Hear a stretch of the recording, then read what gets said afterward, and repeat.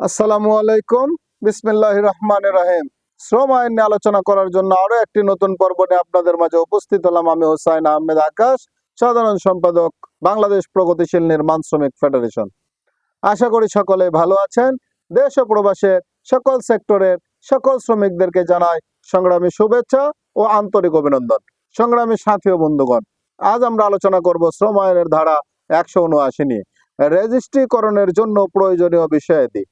এই অধ্যায়ের অধীনে কোনো ট্রেড ইউনিয়ন রেজিস্ট্রেশনকরণের অধিকারী হইবে না যদি না উহার গঠনতন্ত্রে নিম্নলিখিত বিষয়াদির বিধান থাকে, যথা ট্রেড ইউনিয়নের নাম ও ঠিকানা, ট্রেড ইউনিয়নের গঠনের উদ্দেশ্য, কোন শ্রমিকের ট্রেড ইউনিয়নের সদস্য হওয়ার পদ্ধতি এবং বিধি দ্বারা নির্ধারিত ফরমে সদস্য পদ গ্রহণের ঘোষণা, ট্রেড ইউনিয়নের তহবিলের উৎস এবং উক্ত তহবিল কি উদ্দেশ্যে ব্যবহৃত হইবে তাহার বর্ণনা।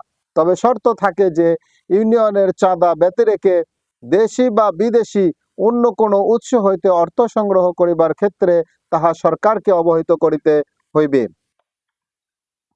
ট্রেড ইউনিয়নের গঠনতন্ত্র কর্তৃক নিশ্চিত কোনো সুবিধা কোনো সদস্য কর্তৃক পাওয়ার অধিকার হওয়ার জন্য শর্ত এবং কোন সদস্য উপর জরিমানা অথবা বাজেয়াপ্তির আদেশ প্রদানের শর্ত।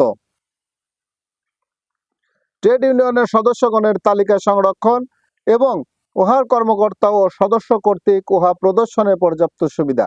গঠনতন্ত্রের পরিবর্তন, সংশোধন ও বাতিল পন্থা।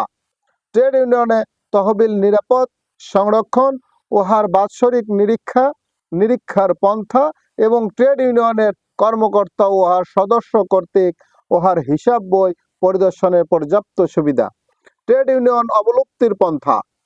ট্রেড ইউনিয়নের সাধারণ সদস্যগণ কর্তৃক উহার কর্মকর্তা নির্বাচনের পন্থা এবং কর্মকর্তাগণের কার্যকালের মেয়াদ, যাহা কোনো ক্ষেত্রে 2 বছরের, কোনো ক্ষেত্রে 3 বছরের বেশি হইবে না। প্রতিষ্ঠানপুঞ্জের ক্ষেত্রে কর্মকর্তাগণের কার্যকালের মেয়াদি 3 বছরের বেশি হইবে না। তবে শর্ত থাকে যে রাষ্ট্রীয় জরুরি অবস্থায়, প্রাকৃতিক দুর্যোগ বা অনুরূপ কোনো কারণে ট্রেড ইউনিয়নের ক্ষেত্রে 2 বছর অথবা প্রতিষ্ঠানপুঞ্জের ক্ষেত্রে 3 বছরের মধ্যে নির্বাচন অনুষ্ঠিত না হইলেও উক্ত কমিটি অবৈধ ঘোষণা করা যাইবে না। কর্মকর্তাগণের সংখ্যা, যাহা বিধি দ্বারা নির্ধারিত 5 জনের কম এবং 35 জনের বেশি হইবে না। ট্রেড ইউনিয়নের কর্মকর্তাগণের বিরুদ্ধে অনাস্থা প্রকাশ পদ্ধতি এবং ট্রেড ইউনিয়নের নির্বাহী কমিটি এবং সাধারণ সদস্যদের সভা আহ্বান, যাহা নির্বাহী কমিটির ক্ষেত্রে প্রতি 3 মাসে অন্তত একবার এবং সাধারণ সদস্যদের ক্ষেত্রে প্রতি বছরে অন্তত একবার হইতে হইবে। শ্রমিকগণের ট্রেড ইউনিয়ন এই অধ্যায়ের অধীনে রেজিস্ট্রিকরণের অধিকারী হইবে না যদি না যে প্রতিষ্ঠানে উহা গঠিত হইয়াছে সে প্রতিষ্ঠানে নিযুক্ত শ্রমিকগণের মোট সংখ্যার অনন্য শতকরা 20% শ্রমিক উহার সদস্য হন। তবে শর্ত থাকে যে একই মালিকের অধীনে একাধিক প্রতিষ্ঠান যদি একই শিল্প পরিচালনার উদ্দেশ্যে একে অপরের সহিত সংশ্লিষ্ট ও সম্পর্কযুক্ত হয়, তাহা হইলে উহার যেখানে স্থাপিত হোক না কেন এই উপধারার উদ্দেশ্যে একটি প্রতিষ্ঠান বলিয়া গণ্য হইবে।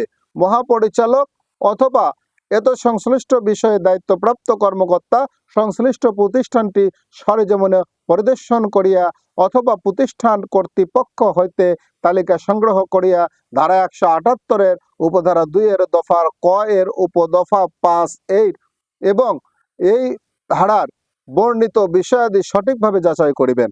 যেক্ষেত্রে কোনো 2 বা ততোধিক প্রতিষ্ঠান একই মালিকের অধীন কিনা অথবা একই শিল্প পরিচালনার উদ্দেশ্যে উহা পরস্পর সংশ্লিষ্ট ও সম্পর্কযুক্ত কিনা এইরূপ কোনো সন্দেহ বা বিরোধ দেখা দেয়, সেক্ষেত্রে বিষয়টি নিষ্পত্তির জন্য মহাপরিচালকের নিকট প্রেরণ করা যাইবে। উপধারা 3 এর অধীনে মহাপরিচালক কর্তৃক প্রদত্ত কোনো সিদ্ধান্ত দ্বারা কোনো ব্যক্তি সংক্ষুব্ধ হইলে তিনি সিদ্ধান্ত প্রদানের তারিখ হইতে 30 দিনের মধ্যে উহার বিরুদ্ধে শ্রম আদালতে আপিল করিতে পারিবে এবং এই বিষয়ে শ্রম আদালতের সিদ্ধান্ত চূড়ান্ত হইবে। কোনো প্রতিষ্ঠানে অথবা প্রতিষ্ঠানপুঞ্জে কোনো সময়ে 3টির অধিক রেজিস্ট্রেশন প্রদান করা যাইবে না। সংগ্রামী সাথী ও বন্ধুগণ, অত্যন্ত গুরুত্বপূর্ণ একটি বিষয় নিয়ে আজ আমরা আলোচনা করলাম, কিভাবে শ্রমিকদের ট্রেড ইউনিয়ন রেজিস্ট্রেশন করতে হবে। আশা করি সকলেই বুঝতে পেরেছেন। দেশের প্রচলিত আইনের প্রতি শ্রদ্ধাশীল হয়ে বাংলাদেশের সকল শ্রমিক এবং মালিকগণকে শ্রম আইন মেনে চলার অনুরোধ রেখে সকল শ্রমিক এবং মালিকদেরকে এই ধারা অনুযায়ী ট্রেড ইউনিয়ন গঠন করে রেজিস্ট্রেশন গ্রহণ করার জন্য অনুরোধ রেখে এই পেজের ভিডিওগুলো বেশি বেশি শেয়ার করে এদেশের কোটি কোটি শ্রমিকদেরকে দেখার সুযোগ করে দেওয়ার জন্য অনুরোধ রেখে আমার নিজের জন্য দোয়া চেয়ে নিয়ে আজকের পর্ব এখানেই শেষ করছি। আসসালামু আলাইকুম, আল্লাহ হাফেজ।